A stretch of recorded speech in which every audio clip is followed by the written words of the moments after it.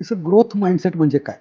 काही दिवसांमध्ये या विषयांवरती पॉडकास्ट झाले, पण आजचा टॉपिक जो आहे तो थोडासा वेगळा होता. खूप छान उदाहरण दिलं तुम्ही या वडाच्या झाडाचं. तर 400 स्क्वेअर फूटच्या एका छोट्या जागेतून तुम्ही कंपनीचा प्रवास सुरू केला. 400च्या आधी माझं पहिलं शॉप तर 150 स्क्वेअर फूट. तिथे आम्ही longest human chain under C water bye scuba diving 182 लोकांनी आम्ही स्कुबा डायव्हिंग करून एक ह्युमन चेन बनवलेली होती आणि तिला गिनीज बुक नी रेकग्नाइज केलं होतं.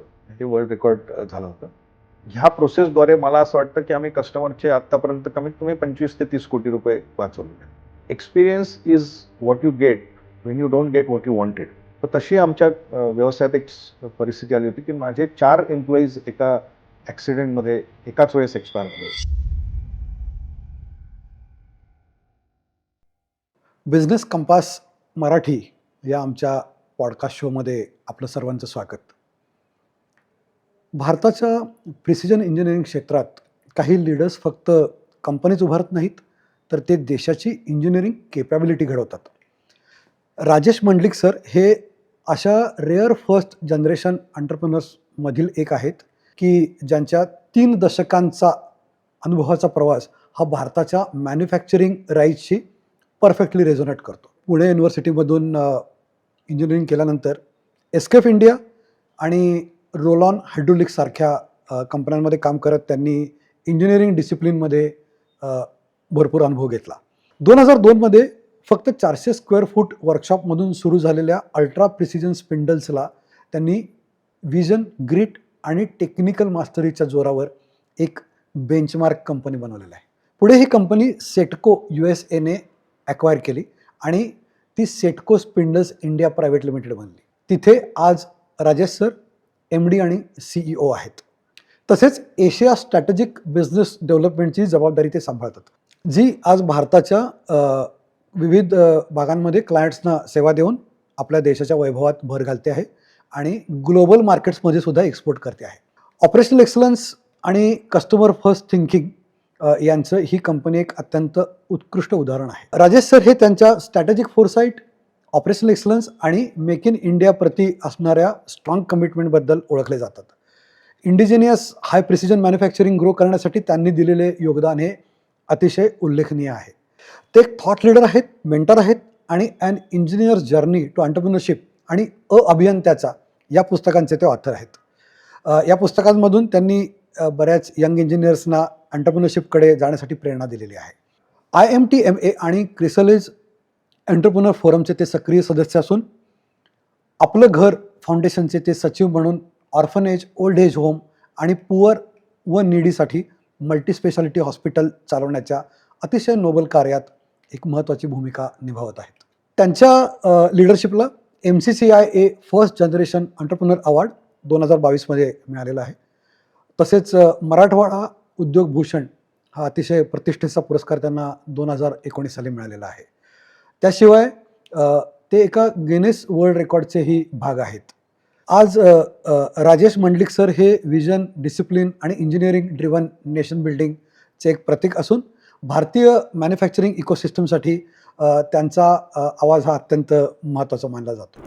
तर राजेश सर, तुमचं स्वागत आहे बिझनेस कंपास मराठी या आमच्या पॉडकास्ट शोमध्ये. मला सांगायला तुम्हाला अतिशय आनंद होतो की मी पहिल्यांदाच कोणाचा तरी इंटरव्ह्यू घेतोय. मी इंटरव्ह्यूज दिलेत पॉडकास्टमध्ये.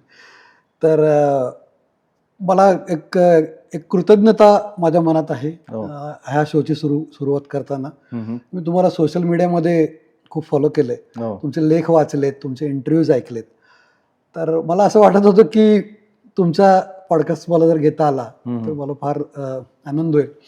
आणि मी तुम्हाला कॉन्टॅक्ट केलं आणि तुम्ही ज्या ग्रेसफुली मला अगदी 2 मिनिटामध्ये सांगितलं की आपण करूया हा पॉडकास्ट, मला फार आनंद झाला सर. थँक्यू. आणि माझ्यासाठी तर ड्रीम स्टार्ट आहे पॉडकास्टच्या जर्नीमधला, असं मी म्हणेन थोडक्यात. सर, महत्त्वाचं कारण मला असं वाटलं की तुम्हाला का अप्रोच हवं. एक तर मी तुम्हाला सोशल मीडियामध्ये फॉलो करतोच आहे, तुम्ही एवढं लिखाण करता, पण तुमच्या कंपनीचा जो एक मोटो आहे, म्हणजे कोर पर्पज म्हणूया आपण त्याला, की to exchange knowledge and information as a contribution to enhance brand India. हे मी जेव्हा तुमच्या कुठल्या तरी लेखामध्ये किंवा इंटरव्ह्यूमध्ये ऐकलं, तेव्हा मला अधिक हे लक्षात आलं की मी तुमच्यापर्यंत पोहोचलं पाहिजे आणि तुम्हाला विनंती केली पाहिजे. तर मलाही हेच करायचं आहे असं आपण म्हणूया. जे काही बरोबर. नॉलेज आहे एकमेकांना देऊन आपल्याला ही माहिती लोकांपर्यंत कशी पोहोचवता येईल, बरोबर. तुमच्या अनुभवाचा फायदा लोकांना कसा देता येईल, हम्म. हे आपल्याला बघायला त्यातून मदत होणार आहे. नक्कीच बोलूयात आपण याच्यावर. थँक्यू. तर राजेश सरांशी आज आपण बोलणार आहोत ग्रोथ माइंडसेट, कंपन्यांचा ग्रोथ माइंडसेट याबद्दल. आपण आपल्या आजूबाजूला पाहत असतो की खूप मोठ्या मोठ्या कंपन्या असतात की ज्या काय म्हणजे मला सांगता येत नाही, ह्यूज रेप्युटेशन, त्या अगदी देशाच्या उभारणीमध्ये पण भरपूर कॉन्ट्रीब्यूट करत असतात. आणि भरपूर SMEs पण असतात, छोट्या छोट्या कंपन्या, त्या पण त्यांच्या परीने मोठं योगदान देतच असतात. तर आज आपण आता राजेश सरांना आपण इन्व्हाइट केले, तो हा विषय घेऊन की ग्रोथ माइंडसेट, कंपन्यांचा ग्रोथ माइंडसेट कसा असला पाहिजे. छोट्या कंपन्यांमधून मध्यम आकाराच्या कंपनी बनत असताना किंवा मध्यम आकाराच्या कंपनीमधून मोठी कंपनी होत असताना, आणि एक्झॅक्टली काय होतं, काय ट्रान्झिशन होत असते, आणि आपण ही किमया म्हणू थोडक्यात, त्याला एक शब्द असा वापरू शकतो की ही जी किमया आहे, छोटी कंपनी पुढं ती मोठी करणे, हे दिसतं तितकं सोपं पण नाही आहे. तर ह्याच्यामागं काय गोष्टी असतात, इनोव्हेशन, सिस्टम्स, थिंकिंग, बिझनेसच्या प्रोसेसेस, अशा सगळ्यातून त्या कंपन्या कशा घडत जातात, हे आपण राजेश सरांकडून समजून घेऊया. तर मला राजेश सरांना एक पहिला प्रश्न असा विचारायला आवडेल की सर, ग्रोथ माइंडसेट म्हणजे काय? म्हणजे कंपन्यांमध्ये इनोव्हेशन आहे, सिस्टीम्स आहेत, किंवा एक कल्चर आहे, भरपूर गोष्टी असतातच. मग ती कंपनी अगदी छोटी असेल, मध्यम आकाराची असेल किंवा काही असेल, पण ग्रोथ माइंडसेट म्हणजे काय तुमच्या लेखी? सो सगळ्यात पहिल्यांदा धन्यवाद मला या पॉडकास्टसाठी बोलवल्याबद्दल. मी जसं नेहमीच सांगत आलो आहे की MSME आहे आणि अजूनही लार्ज कंपनीचा टॅग लागण्यासाठी खूप वेळ जाणार आहे. तर मी MSMEच्या अनुषंगाने जे काय आहे ते बोलेल. पण आपल्याला सगळ्यांना हेही माहिती आहे की MSME कुठल्याही, म्हणजे पर्टिक्युलरली आपल्या भारत देशाचं तर आता एक मेन ड्रायव्हर झालेलं आहे इकॉनॉमी ग्रो करण्यासाठी. तर MSMEचा ग्रोथ माइंडसेट म्हणजे काय, असा याच्यावरती मी बराच विचार करतो. कारण सगळेच जण म्हणतात की MSMEनी ग्रोथ माइंडसेट ठेवायला पाहिजे, ग्रोथ माइंडसेट. तर कन्व्हेन्शनली काय होतं की ग्रोथ माइंडसेट म्हणजे टॉप लाईन वाढवणे, बॉटम लाईन स्ट्रॉंग करणे, याच्यावरती आपण अडकलेलो असतो. तर मला असं वाटतं की त्याच्या पलीकडे जाऊन आता MSMEने विचार करणं गरजेचं आहे.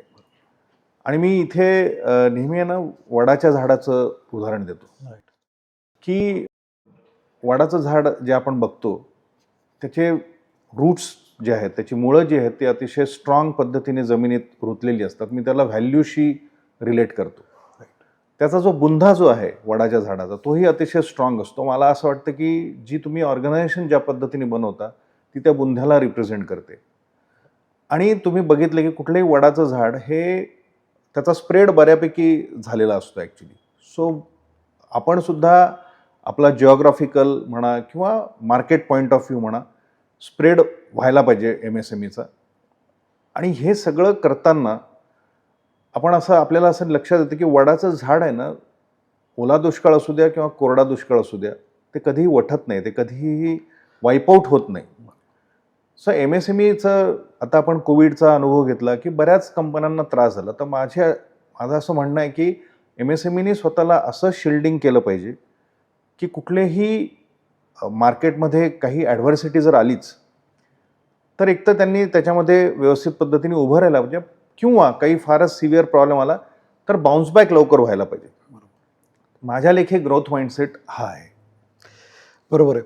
आणि तशा प्रकारचा माइंडसेट तुम्ही एकदा बदलला, तसा माइंडसेट घेऊन काम सुरू केलं की तो कंपनीचा प्रवासच बदलायला सुरुवात होते असं आपण म्हणूया. आणि खूप छान उदाहरण दिलं तुम्ही हे वडाच्या झाडाचं. त्याच्या पारंब्या ज्या जमिनीत जातात आणि ते रूट्स मजबूत करतात की ज्याला तुम्ही कंपनीच्या व्हॅल्यूजशी कोरिलेट केलं. फारच सुंदर मी म्हणेन ते लक्षात राहण्यासाठी सोपं आहे अतिशय. तर तुम्ही तुमची मी स्टोरी वाचली तर 400 स्क्वेअर फूटच्या एका छोट्या जागेतून तुम्ही कंपनीचा प्रवास सुरू केला बरोबर. आणि आज मल्टी लोकेशन आणि सर्वत्र तुमचा कंपनीचा व्याप वाढलेला आहे. तर या प्रवासामध्ये असे काही टप्पे होते का की जे तुमच्यासाठी महत्त्वाचे होते, निर्णायक होते, ते ग्रोथ, मोमेंटम आणि तो पुढे घेऊन जात असताना? तर त्या अशा काही टप्प्यांबद्दल ऐकायला आवडेल. सो 400च्या आधी माझं पहिलं शॉप तर 150 स्क्वेअर फूटचं होतं. ओके. तर तो पहिला टप्पा झाला की 150 स्क्वेअर फूटमधनं माझ्या एका मित्रांनी मला ॲक्च्युली उद्युक्त केलं व्यवसायामध्ये पूर्ण वेळ येण्यासाठी. 150 स्क्वेअर फूटचं वर्कशॉप जेव्हा होतं तेव्हा आम्ही पार्ट टाईम व्यवसायामध्ये. तर हा पहिला टप्पा मला सांगता येईल. दुसरं मग हे सगळं करत असताना 400 स्क्वेअर फूटमधनं काम चालू केल्यानंतर मग काही टिपिकल घटना घडल्या की ज्याच्यामध्ये कंपनीची पत म्हणा किंवा कंपनीचं इन्फ्रास्ट्रक्चर ते वाढत गेलं. पण मोठा ज्याला आपण माइलस्टोन म्हणता येईल, हे जे सेटकोच्या बरोबर जॉईंट व्हेंचर झालं आमचं, बरोबर. तो एक मोठा टर्निंग पॉईंट झाला कंपनीच्या ओव्हरऑल स्ट्रक्चरमध्ये.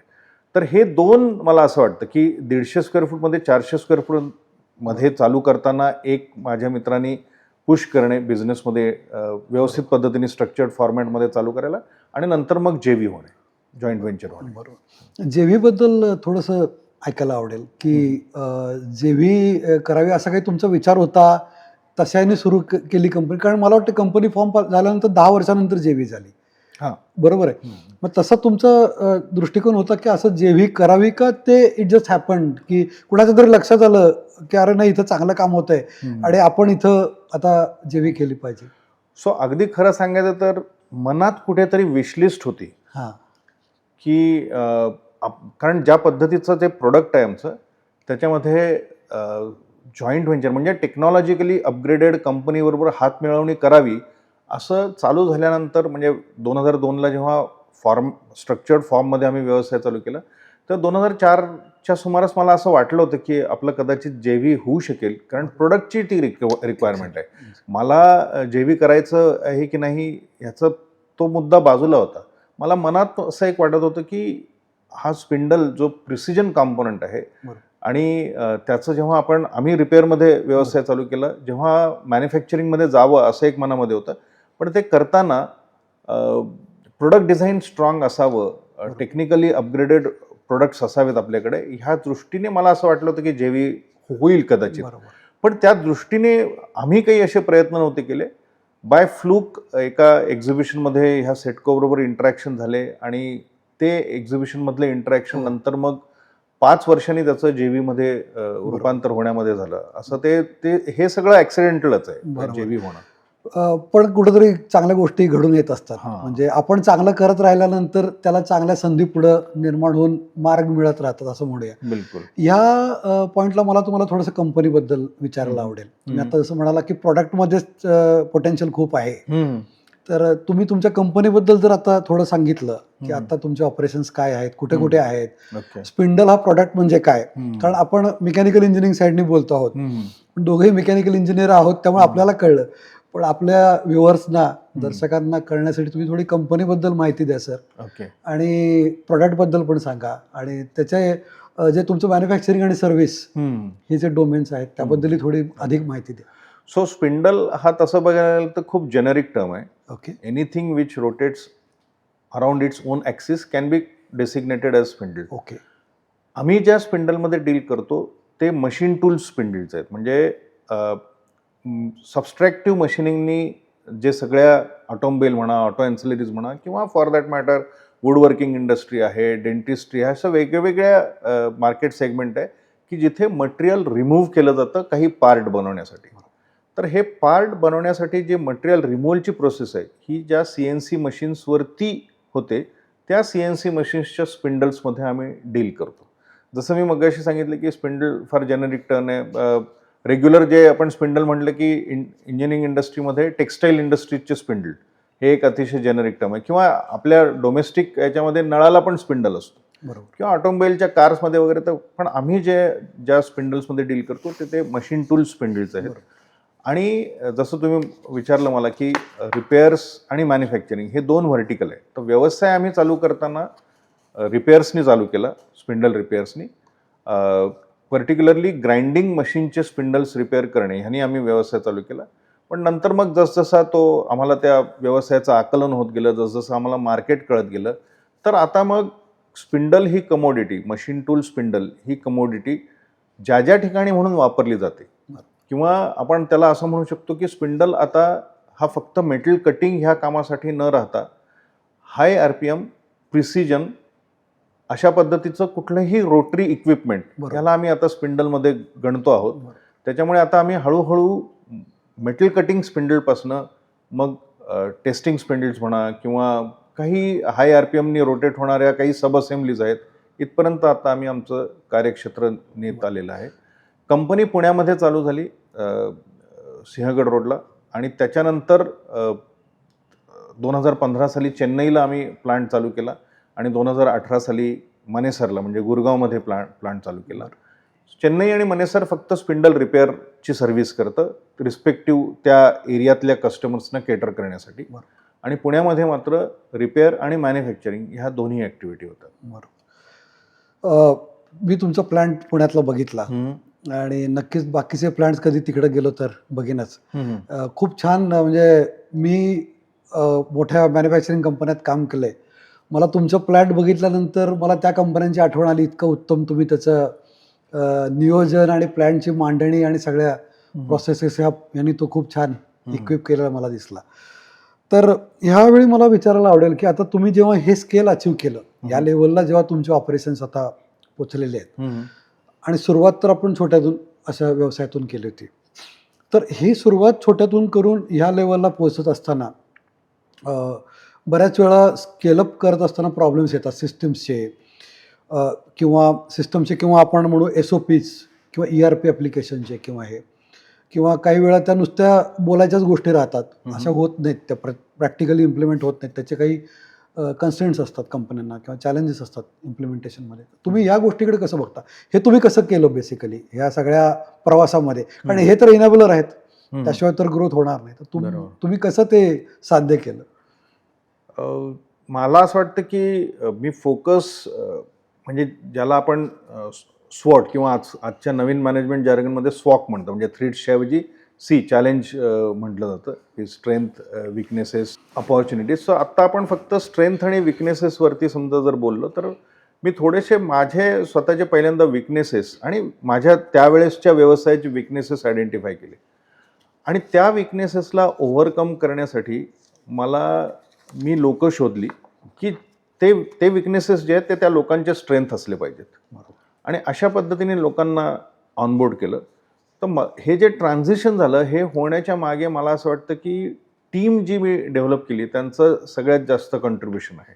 माझं काम एवढंच होतं की मी फक्त विकनेसेसला आयडेंटिफाय करून त्यांना ओव्हरकम करण्यासाठी कशा पद्धतीची आपल्याला लोकं लागणार आहेत, त्या लोकांवरती फोकस करून त्यांना मी ऑनबोर्ड केल्यानंतर पुढचं जे सगळं ट्रान्झिशन आहे ते लोकांच्या मदतीने केलं ॲक्च्युली. पण मला असं म्हणजे जर तुम्ही मला माझं काय याच्यामध्ये कॉन्ट्रीब्युशन आहे असं जर विचारलं, तर identifying right talent to overcome all these weaknesses, आणि हे जे सगळं जे आता आपण बोललो ते एक्झिक्यूट करण्यासाठी काय काय करावं लागेल त्या पद्धतीची टीम बनवणं. मला वाटतं हा फार महत्त्वाचा मुद्दा आहे की ज्याच्यावर आता तुम्ही इतकं छान स्पष्टीकरण दिलं सर. खूप वेळा SMEंना असं वाटतं, म्हणजे कंपनीचा आपण ओनर आहोत किंवा फाउंडर आहोत आणि मला सगळं येतं, अशा मोडमध्ये पण लोक जाऊ शकतात, किंवा येतही असतं पण बँडविड्थ कमी असते हेही काही वेळा कळत नाही, असंही होतं. पण योग्य वेळी तुम्ही तुमच्या विकनेसच्या एरियामध्ये बँडविड्थ वाढवणे, तिथं लोक आणणे आणि त्या लोकांच्याकडून कामं करून घेणे, हे किती महत्त्वाचं आहे हे तुमच्या सांगण्यातून लक्षात आलं. पण इथं मला असं वाटतं की छोटी कंपनी आहे आणि आता पुढे जात असताना तुम्ही जेव्हा कामं डेलिगेट करता या लोकांना तुमच्या नेक्स्ट लेवलला, तर ते डेलिगेशन खरंच इतकं सोपं आहे का सर? आणि ते करणं म्हणजे ते करताना काय लोकांवर विश्वास टाकला तुम्ही, काय तुमचा त्यातला अनुभव होता? हे लोक आयडेंटिफाय केले, पण डेलिगेशन पण एक पुढचा मोठा भाग आहे असं मला वाटतं. त्या अनुषंगानं मी विचारतो. सो बेसिकली काय होतं की ज्या MSMEला मी रिप्रेझेंट करतो तिथे मी थोडंसं असं एक अनुभवलं आहे की लोकांना ऑनबोर्ड केल्यानंतर जे क्रिटिकल चॅलेंजेस जे आहेत ते बिझनेस ओनर त्यांना द्यायला थोडासा कचरतो. मला असं वाटतं मी तिथे थोडंसं, आणि त्याच्यामध्ये एक सगळ्यात महत्त्वाची गोष्ट म्हणजे की गोलशीट अतिशय क्लिअरली डिफाईन केलेलं होतं आम्ही. ते कुठे जायचं आहे आणि कुठल्या पद्धतीने आपल्याला तिथे जायचं आहे ह्या डेफिनेशन झालेल्या होत्या. आणि त्या एकदा झाल्यानंतर, त्या व्यवस्थित झाल्यानंतर मग मात्र लोकांना रिस्पॉन्सिबिलिटी देत गेलो. प्लस मग त्याची आम्ही अकाउंटेबिलिटी पण ठेवली. म्हणजे नुसतीच रिस्पॉन्सिबिलिटी दिली नाही, तर त्याची अकाउंटेबिलिटीसुद्धा ठेवली. त्याच्या परफॉर्मन्स मेजर्स आम्ही डिफाईन केले. म्हणजे ज्याला आपण मॅनेजमेंटच्या भाषेमध्ये KRAs आणि KPIs म्हणतो. हे सगळं केल्यानंतर आपसूक ती जी टीम डेव्हलप केलेली आहे त्यांना मग मी कंपल्शन नाही म्हणणार, पण त्यांच्यासाठी सुद्धा तो मार्ग अगदी क्लिअर झाला की आपल्याला एक्झॅक्टली कंपनी कुठे न्यायची. सो माझं जे ड्रीम होतं, माझं जे स्वप्न होतं की कंपनी कशा पद्धतीने पुढे न्यायची, ते आता त्यांचंही स्वप्न बनलेलं आहे. तर ते त्या पद्धतीने आता, सो मला ह्या डेलिगेशनच्या याच्यामध्ये मी असं म्हणेल की एकतर रिस्पॉन्सिबिलिटी म्हणजे आणि क्रिटिकल चॅलेंजेस त्यांनी घेतले, त्याची accountability with the help of performance measures, अशा पद्धतीने ते सगळं केलं. सो आता जर प्रश्न तुम्ही जो विचारला की हे सोपं आहे का, तर थोडीशी बिझनेसची क्लॅरिटी जेव्हा येते किंवा तो जो हेझीनेस असतो डोळ्याच्या समोर की आपल्याला कशा पद्धतीने न्यायचं, ती एकदा क्लिअर झाली तर सोपं आहे. पण ते जर नाही झालं क्लिअर तर ते अवघड आहे. असं हो आणि नाही असं त्याचं उत्तर आहे ॲक्च्युली. म्हणजे मी असं म्हणू का की डिसिप्लिन लोकांना जास्त येतो. म्हणजे तुम्ही थोडा KRA सिस्टम्स प्रोसेसेस आणल्यानंतर आणि डेलिगेशन केल्यानंतर त्यांना जबाबदारीची जाणीव होते. ते स्वतःला तुमच्या त्या प्रवासाचा एक भाग मानायला सुरू करतात. बिलकुल. आणि कदाचित त्या डिसिप्लिनने त्यांच्याही वैयक्तिक आयुष्यामध्ये एक प्रकारचा वर्क लाईफ बॅलन्स सुधारण्यासाठी मदत होते किंवा त्यांनाही त्यांचा वेळ त्याचं नियोजन करणं अधिक सोपं जातं. मग डिसिप्लिनकडे लोकांनी असं पण बघायला पाहिजे. काही गोष्टी आपण ठराविक डिसिप्लिननी केल्या तर कदाचित त्यांना त्याचा बाकीच्या ठिकाणी वेळ मिळण्यासाठी फायदा होऊ शकतो. सो हा सगळा कार्यसंस्कृतीचा भाग आहे, ज्याला आपण वर्क कल्चर म्हणतो. तर तो जो ग्रोथ माइंडसेट ज्याने आपण आता बोलायला चालू केलं होतं, त्याच्यामध्ये मला हा सगळ्यात महत्त्वाचा मुद्दा वाटतो की कल्चरली जे आहे बरोबर. त्याच्यामध्ये ज्याचा तुम्ही आत्ता उल्लेख केला, डिसिप्लिन हे एक महत्त्वाचा आस्पेक्ट आहे. किंवा डिसिजन मेकिंग. बऱ्याचदा ना डिसिजन मेकिंगची गंमत अशी आहे की, आणि ते त्याला तुम्ही सुदैव म्हणू शकता, दुर्दैव म्हणू शकता, पण एक कोणीतरी, मी त्यांचं नाव विसरलं, एक समवन हॅज सेड की experience is what you get when you don't get what you wanted. काम तुम्ही केल्यानंतर, सो डिसिजन घेण्यासाठी जर आपण कचरत गेलो की नाही फेल्युअर होईल, तर मग गडबड होऊन जाते. तर प्रॉपर डिसिजन घेण्यासाठी बऱ्याचदा चुकीचे डिसिजन हे घ्यावे लागतात किंवा जे डिसिजन घेतले जातात ते कदाचित चुकीचे ठरू शकतात.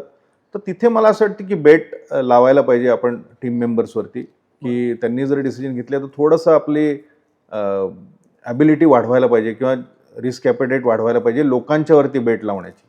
आणि किंवा मग इम्प्लिमेंटेशन हा एक भाग झाला की हा पण मला असं वाटतं वर्क कल्चरचा भाग आहे की जे जे आपण ठरवतो ते ठीक आहे, त्याला थोडासा तुम्ही टाईमलाईन पुढे मागे होऊ शकते, पण ते इम्प्लिमेंट केलं पाहिजे. सो एक प्लॅनिंग आणि दुसरं एक्झिक्युशन, हे दोन्ही एकाच नाण्याच्या दोन बाजू आहेत असं मला वाटतं. तुम्ही डेलिगेशनबद्दल सांगितलं, वर्क कल्चरबद्दल सांगितलं. तर हे सगळं घडत असताना तुम्ही लोकांवर विश्वास दाखवला. बेटच आहे म्हणूया आपण एक प्रकारचे. तर लोकही तुमच्या विश्वासाला पात्र ठरतातच. पण हे होत असताना ते लोकसुद्धा त्यांची स्वतःची ग्रोथ बघत असतात. आणि मला माहिती आहे तुमच्या कंपनीमधलं म्हणजे ॲट्रिशनची लेवल पण खूप कमी आहे. आणि लोक तुमच्यावर आनंदाने काम करतायत. म्हणजे तुम्ही एम्प्लॉईजचं जे ग्रोथ आहे ती पण एक महत्त्वाचा पर्स्पेक्टिव्ह याच्यामध्ये मानता.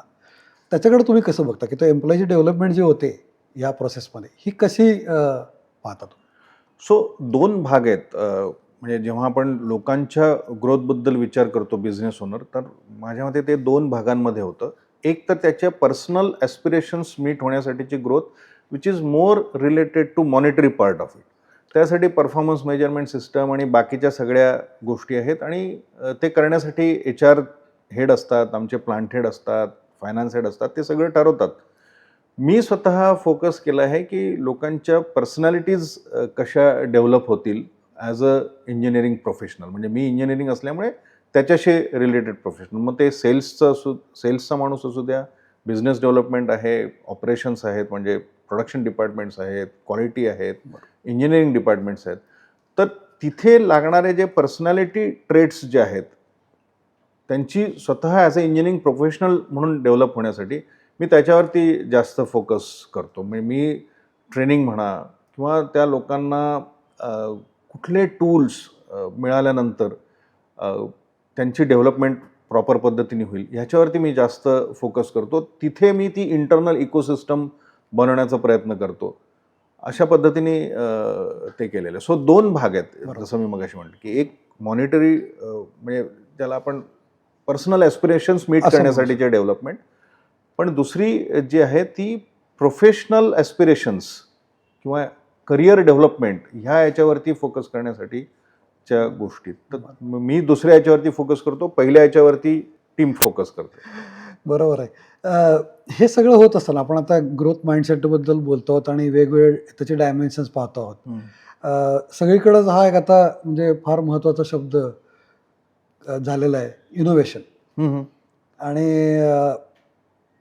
इनोव्हेशन शिवाय हल्ली कोणी काही बोलायलाच तयार नाही असंही झालंय. महत्त्वाचं आहे, पण इनोव्हेशन म्हणजे अगदी असं डिस्ट्रप्टिव्ह इनोव्हेशन पाहिजे का, किंवा इनोव्हेशनकडे आपण कसं बघू शकतो? तुमच्या अनुभवातनं आणि ग्रोथ माइंडसेटनी तुम्ही इनोव्हेशनला कसं डिफाईन करता सर? सो आमचा व्यवसायच अशा पद्धतीचा आहे ना की इनोव्हेशन आमच्या व्यवसायाचा आत्माच आहे. पण जसं आता तुम्ही म्हटलं की दरवेळेला काहीतरी असं फॅन्टॅस्टिक काहीतरी करायचं आहे वगैरे, असं काही गरज नाही. त्याच्यामध्ये अगदी छोट्या छोट्या इम्प्रूव्हमेंट्स की ज्याला डेली स्मॉल इम्प्रूव्हमेंट्स म्हणतो आम्ही, किंवा तुम्हाला ही जॅपनीज टेक्निक माहिती आहे कायझन्स, की जिथे काल ज्या पद्धतीने आपण प्रोसेस करतोय त्याच्यापेक्षा चांगल्या पद्धतीने आज जर काही करू शकलो तर that can be termed as a innovative way of working. पण ह्या सगळ्यातनं करताना मग काही अशा आमच्या कंपनीमध्ये अशा काही इनोव्हेटिव्ह गोष्टी घडलेल्या आहेत की ज्या प्रॉब्ली भारतामध्ये फर्स्ट टाईम आहेत. काही गोष्टी तर अशाही घडल्या आहेत की जगामध्ये सुद्धा अगदी 4-5 जणांनीच तो प्रकार केलेला आहे. तर ते घडत जातं, पण त्याच्यासाठी तो अगेन डेली म्हणजे दैनंदिन जीवनामध्ये innovation should be part and parcel of our life. सुदैवाने आमचा व्यवसायच अशा पद्धतीचा आहे की ते आम्हाला करावंच लागतं. त्याच्यामुळे त्याचा फक्त आता स्ट्रक्चर्ड फॉर्मॅट आम्ही बनवलेला आहे. काही कंपन्यांमध्ये जर त्या जॉबची गरज नाही आहे, फ्रँकली समजा जॉब शॉप्स असतात की जिथे ऑटोमोबाईल कॉम्पोनंट किंवा अशा, तर तिथे मात्र तुम्हाला तो माइंडसेट बाहेरनं इन्स्टिल करावा लागतो. आमचा जर माइंडसेट नसला असता इनोव्हेशनचा तर कदाचित आम्ही आत्ता जी लिडरशिप पोझिशन आहे तिथपर्यंत पोहोचूच शकलो नसतो. ग्रेट. तर एखादं उदाहरण सांगाल का, म्हणजे की जिथं तुम्हाला इनोव्हेशननी तुम्ही जे सांगितलं की काही गोष्टी पहिल्यांदाच घडल्यात भारतात, किंवा थोडंसं टेक्निकल होईल पण होऊ मला दे होऊ दे, सांगावं लागेल. मला ऐकायला आवडेल. हां. पण मला वाटते टेक्निकल जरी आपले व्ह्युअर जरी टेक्निकल नसतील तरी त्यांना नाही, मी सांगण्याचा प्रयत्न करतो जास्तीत जास्त नॉर्मल भाषेमध्ये.